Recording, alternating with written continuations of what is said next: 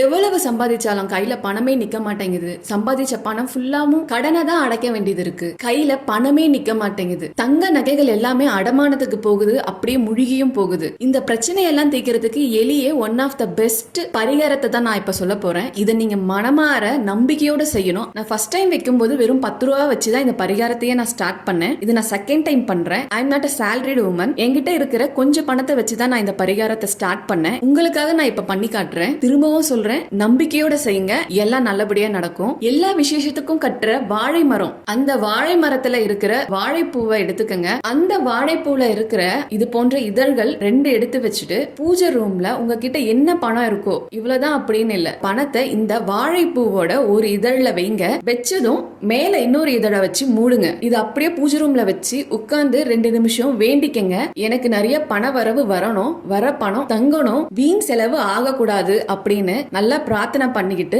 அப்படியே நைட்டு ஃபுல்லா விட்டுருங்க.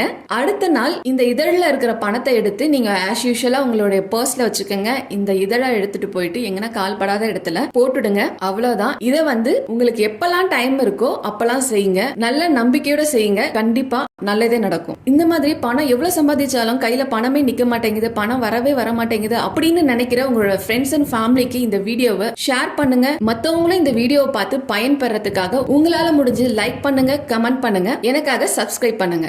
நன்றி.